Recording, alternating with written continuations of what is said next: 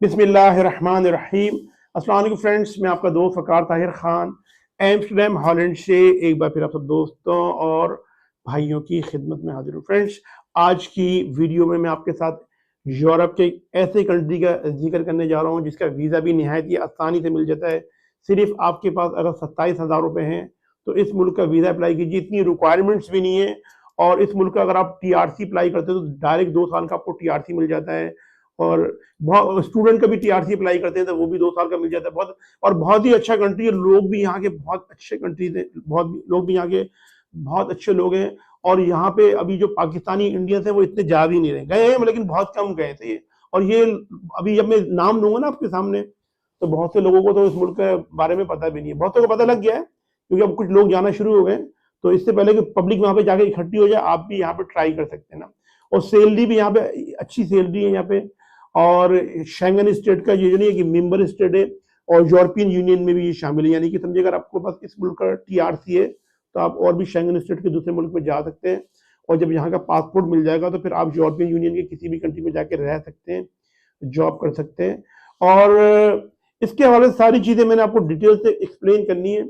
Job के हवाले से बताऊंगा यहाँ पर कौन कौन सी जॉब्स मौजूद हैं, आप कौन कौन सी जॉब यहाँ पे आके कर सकते हैं, कौन कौन सी जॉब सर्च कर सकते हैं। सारी चीज़ें मैं आपको इस वीडियो के अंदर डिटेल से एक्सप्लेन करूंगा। तो आपने करना है कि इस वीडियो को आप शुरू से एंड तक देख लें ताकि सारी चीज़ें आपको डिटेल से जो नहीं पता लग जाए, आपको क्लियर हो जाए और फिर आप प्रोसीड करें। और तरीकाकार भी बताऊंगा कि आपको मैं पूरी एक डेमोन्स्ट्रेशन भी दे दूंगा कि आपने किस तरीके से वीज़ा ये अप्लाई करना है और किस तरीके से जॉब अगर आपको मिलेंगी वहाँ पे। सही है, तो आपने इस वीडियो को शुरू से एंड तक देखें ताकि तमाम तर डिटेल्स जो मैं आपको बता रहा हूँ, आपको इस कंट्री के बारे में बताऊंगा। ये कंट्री यूरोप में किस जगह पे मौजूद है, इसके नेबरिंग कंट्री कौन से हैं, यहाँ की लैंग्वेज कौन है, सारी चीज़ें मैं आपको डिटेल से एक्सप्लेन करता हूँ। अच्छा फ्रेंड्स, काफ़ी लोगों के पास जो है वो शेंगन स्टेट्स के बहुत सारे कंट्रीज के TRC मौजूद हैं जिनमें स्टूडेंट की एक बहुत बड़ी तादाद है।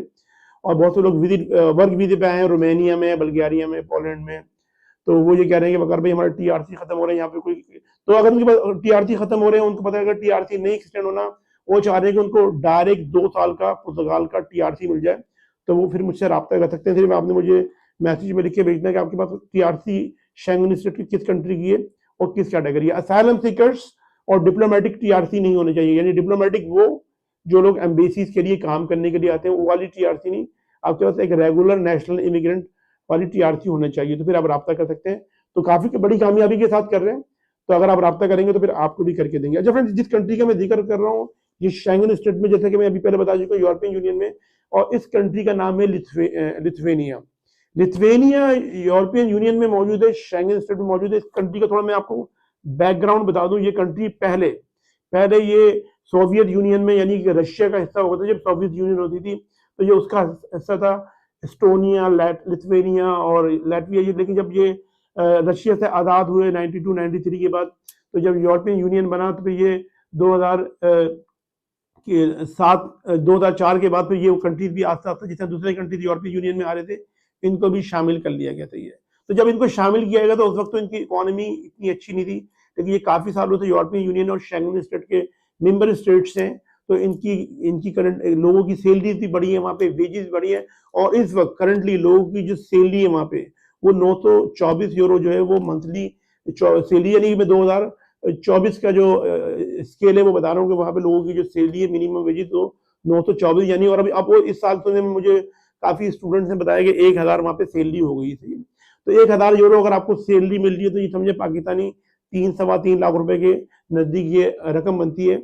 और इस मुल्क के अंदर जो जॉब है वो बहुत सारी कैटेगरी की जॉब है। ज़्यादातर क्योंकि हमारे जो स्टूडेंट्स हैं, हम इस कंट्री का वीज़े के साथ साथ तो स्टूडेंट वीज़ा भी बड़ी कामयाबी के साथ सालों से कर रहे हैं। हमारे हर साल काफ़ी बैच आते हैं दोनों इंटेक्स के लिए, समर और विंटर इंटेक्स के लिए। तो स्टूडेंट भी वहाँ पे काफ़ी सारे आते हैं। और इस मुल्क की सबसे बड़ी बात यह है कि अगर आप स्टूडेंट वीज़ा अप्लाई करते हैं और वर्क वीज़ा अप्लाई करते हैं तो आपको डायरेक्ट 2 साल का TRC मिल जाता है। तो ये डायरेक्ट 2 साल का TRC मिलता है।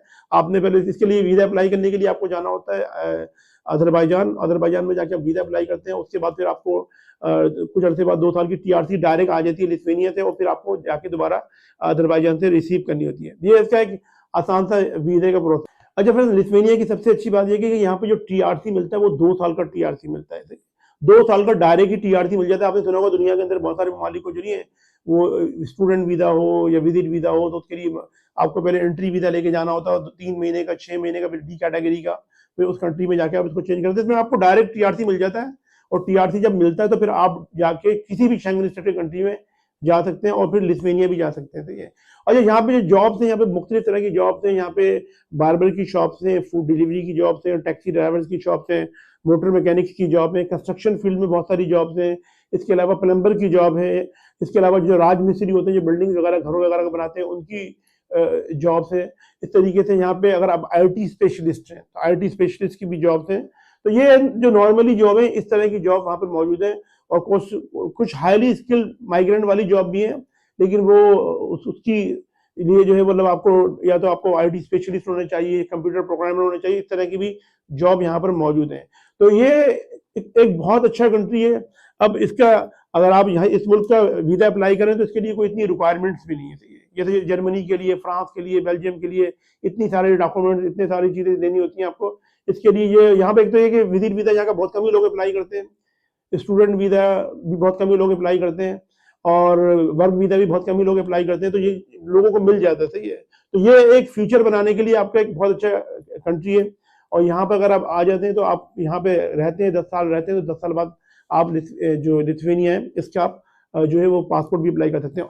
अच्छा फ्रेंड्स, लिथुआनिया के जो बराबर में जो कंट्रीज हैं, जो नेबरिंग कंट्रीज हैं, वो कंट्री जो है वो इसके बराबर में लाटविया है, इसके बराबर में बेलारूस है, इसके बराबर में पोलैंड है। सही है। ये इसके नेबरिंग कंट्रीज हैं। अच्छा फ्रेंड्स, इस कंट्री की जो लैंग्वेज है वो लिथुआनियन लैंग्वेज है। यहाँ पे लिथुआनियन लैंग्वेज बोली जाती है। और इस कंट्री की जो आबादी है, पॉपुलेशन जो इस कंट्री की पॉपुलेशन है वो है 2.8 मिलियन, यानी 3 मिलियन में, यानी 30 लाख की भी आबादी नहीं है, 28 लाख की इस मुल्क की आबादी है। सही है। अब आपने जॉब कहाँ से किस तरह देनी है, जॉब किस तरीके से देनी है, तो जॉब लेने का जो तरीकाकार है, मैं वीडियो के लिंक जो डिस्क्रिप्शन में वहाँ पे कुछ लिंक दे देता हूँ।